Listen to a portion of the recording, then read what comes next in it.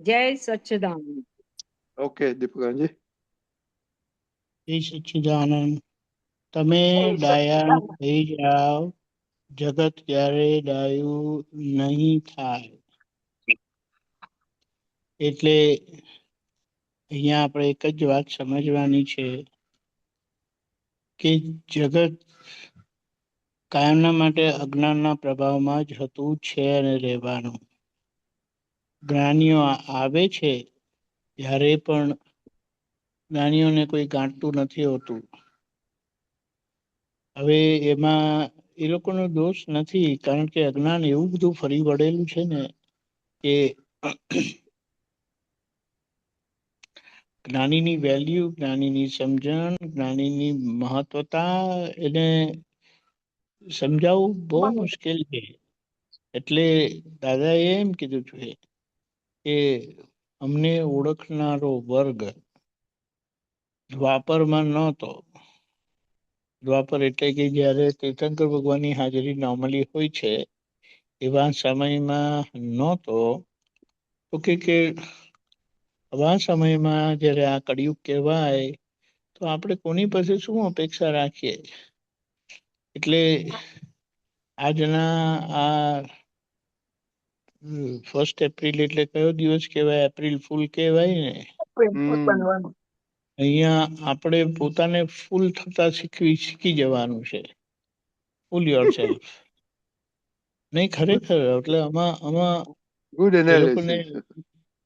શું કે good analysis તમે કર્યું. યા નહીં, કારણ કે તમે ગાંડા થઈ જશો નહીં તો. એટલે કે ને કે ગાંડાની હોસ્પિટલ છે, તો એ ગાંડાની હોસ્પિટલમાં તમે ડાયા થઈને રહેશો તો તમને નહીં ગાંડા ચાલે. કે છે. એટલે તમારે અંદરથી ડાયા થઈ જાઓ. આ જગત બહાર તો આવું જ રહેવાનું છે. એટલે આ રસ્તાથી તમે છૂટી જશો. મુદ્દો એ વાત છે. એટલે બહાર તો અહીંયા જેવું ચાલતું હોય ને એવું આપણે દોડાયા કરવું, ખોટો દેખાવો કરીને છૂટી જવું. કારણ કે નહીં તો ભગવાને સ્યાદવાદના પ્રમાણ એટલા હદ સુધી એમના ગયા હતા. બોલો. હવે આ દાદાએ અપવાદથી ખરેખર જોવા જાય ને એમણે બધું માથે પોતાના લઈને ભગવાનની ગુપ્ત વાતોને ઉઘાડી કરી છે. અને છતાં એમણે સ્યાદવાદના પ્રમાણ કશે તોડ્યા નથી.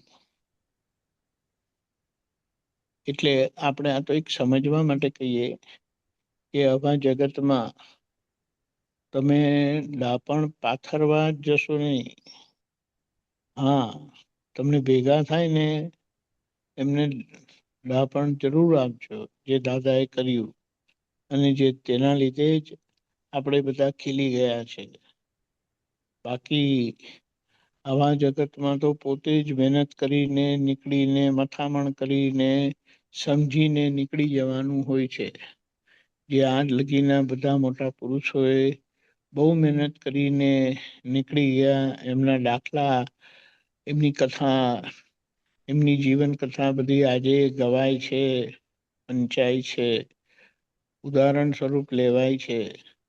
પણ એમાંથી કોઈ તરેલું તમને દેખાય? એટલે આ લોકોની ભૂલ નથી. દ્રષ્ટિ વગર અંધારું છે. અને દાદાએ બહુ હિંમત કરીને બધાને એ જ શિવજીની દ્રષ્ટિ આપી અને બધાને દેખતા કર્યા. દેખતા કર્યા પછી પણ જે વાત સમજવાની છે કે આપણને કેટલી મુશ્કેલ પડે છે એ જુઓ તમે. છતાં આપણે શું કહીએ કે દાદાએ આપણને આપણું માર્ગદર્શન કરી ગયા છે.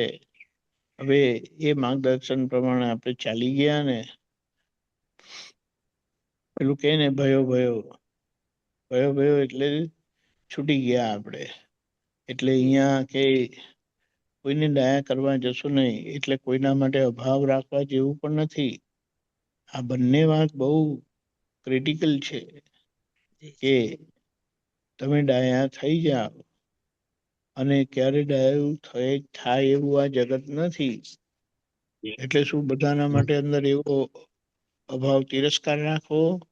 તો કે ના, અભાવ તિરસ્કાર નહીં હોવો જોઈએ. એટલે કે કરુણા ભાવ તો રાખવાનો જ, એટલે કલ્યાણ ભાવ તો રાખવાનો જ, કે કેમ કરીને આ લોકોનું કલ્યાણ થાય.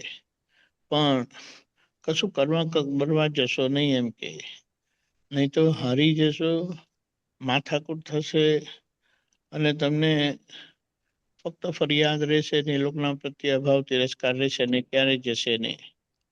એટલે કે ચેતીને સમજી જાઓ અને છૂટી જાઓ. બાકી આ જગત મુક્ત થવા માટે આટલું સરસ રૂપાળું ક્યારે હતું નહીં. એ વાતે સમજવાની છે. કારણ કે કળિયુગનો સમય અને આપણે છૂટવાનો રસ્તો એ સમજી લેવાનો છે. બસ મુદ્દો ખ્યાલ આવ્યો? જી.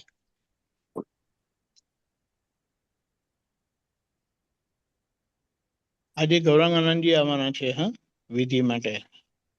Oh, I already posted. Okay. પછી ચેન્જ કરજો ને. મેં હમણાં જ Yeah, મેસેજ જોયો. yeah. એટલે આ વાત છે, એને ખૂબ સમજીને આપણે જીવી જઈએ, કે જેથી કરીને આપણામાં કોઈ પ્રકારનું કાણપણ રહેવું ના જોઈએ. કારણ કે આપણે દ્રષ્ટિવાળા છે, દ્રષ્ટિવાળાની જવાબદારી થાય. દીપકાંતજી, આપણે એક જ મિનિટ છે, એમાં આપણે ડાયા બન્યા થતા જાય છે એનો બેરોમીટર શું? તમને બધા એક્સેપ્ટેડ થાય. જે ડાયા છે એ બધાને એક્સેપ્ટ કરે. બરાબર. That's a good one. Okay. જય સચ્ચિદાનંદ. અને બને બધાને એક્સેપ્ટ તો કરે અને છતાં બધાને અનુકૂળ થઈને રહે. અનુકૂળ થઈને રહેવામાં આપણું ડાપણ આવેલું છે. અને એક્સેપ્ટ કર્યું એ જે કે જગત આવું જ છે ને, તેનો આપણો સ્વીકાર ભાવ બધું સારું છે. હું તમને એક જ વસ્તુ કહું, મધરને એમના ગમે તેવા ગાંડા ગેલા છોકરાઓ ખરાબ લાગતા નથી. શા માટે? મારું છોકરું છે, મારું બેબી છે, એવી રીતે રહ્યું ને તો આ જગત મારું છે ભાઈ. આટલા જગત, આટલા અવતારોથી આપણે સાથે ને સાથે રહેલા છે, તો પછી એમાં આપણે શું, આપણે દાદા મળ્યા એટલે આપણને કંઈક ભાન થયું, કંઈક આંખ ખુલી, કંઈક સમજણ પડી, તો પછી આપણે એ લોકો માટે ભાવ કેવો હોવો જોઈએ, એ વાત છે. બરાબર. જય સચ્ચિદાનંદ. જય સચ્ચિદાનંદ. જય શ્રી ગૌરાંગજી. We can start.